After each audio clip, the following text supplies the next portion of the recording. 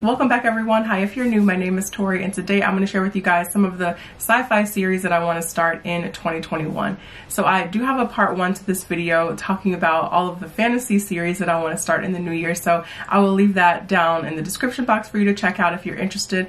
But this list here, it's a little bit shorter. I only have 5 books to share with you, and that's really because I'm already in the middle of a lot of sci-fi series right now. Some of them I'm nearing the end of, so it's just I'm already reading a lot of SF series, which is great. But I am really looking forward to these 5 that I'm going to be picking up in the new year, so let's get into it.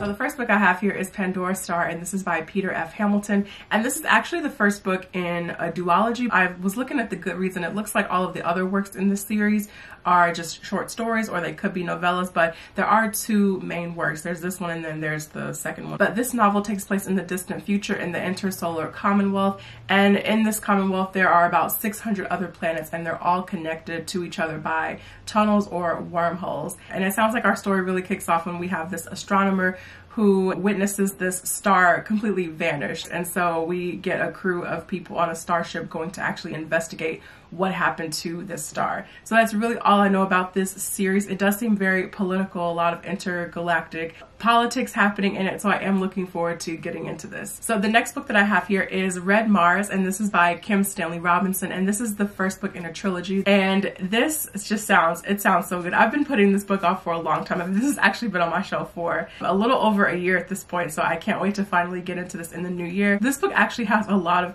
mixed reviews, so I'm excited to see where I actually stand on things, but this is just essentially a long chronicling of the colonization of Mars. We have about 100 colonists who were selected to go terraform the planet, and when they get there, it sounds like all these characters, they have their own, reasons for being there, their own motives for doing the things that they're doing, and we just really go from there. I like stories like this about terraforming Mars because with a group of characters this large, it sounds like the story is really going to be more about the characters and their growth and their personal development rather than the actual act of terraforming Mars. I feel like that might be just kind of happening in the background. This really is giving me kind of Martian Chronicle vibes by Bradbury, which I really enjoyed. And even that was more about just the people and their struggles about, going to Mars and really terraforming the planet. So I'm excited to get into this in the new year, and we'll see how it goes. So the next book that I have here is To Like the Lightning, and this is by Ada Palmer.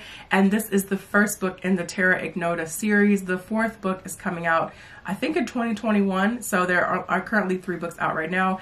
And this just sounds so interesting. I'm really looking forward to this one in particular. So this takes place in the 25th century, and it's this utopian society. It's really technologically advanced, but it's also a society that has banned religion. And so it sounds like we're following this main character named Mycroft.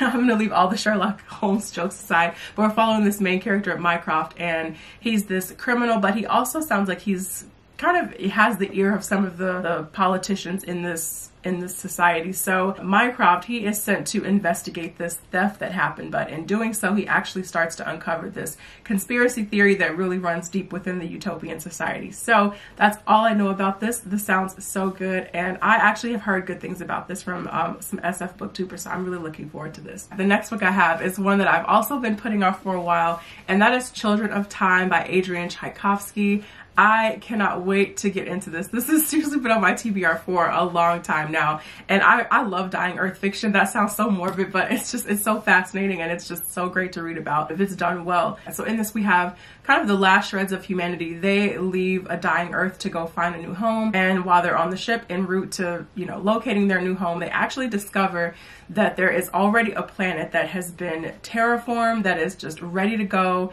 and can sustain human life. But things aren't really as they appear on this new planet, this new Eden, and as everybody is rushing toward it, the question really becomes, who will actually inherit this new Earth? Who is this new Earth actually made for? And I'm just very excited to get into this. I've also heard nothing but good things about this story. This is the first in a duology, I believe, and It sounds so good, so I can't wait to get to this. Let me know down in the comments if you have read Children of Time. So I actually have a little bit of experience with Adrian Tchaikovsky, which is why I am looking forward to this. I have his novella, The Expert System's Brother, and have been making my way through that, so I already know that I really enjoy his writing style and just his storytelling style, so I'm really looking forward to getting into this. And then finally, the last book that I have here is Velocity Weapon, and this is by Megan O'Keefe, and this is the first in the Protectorate trilogy. The third book is coming out in 2021, but in this it sounds like we're following two main characters, Sanda and Biren. They're siblings, and Sanda, she's more experienced in flight and in combat, and then Biren sounds like he's more of a politician. But things go completely wrong one day when Sanda's ship is blown out of the sky, and she thinks she's just gonna wake up and be recovering, but she actually wakes up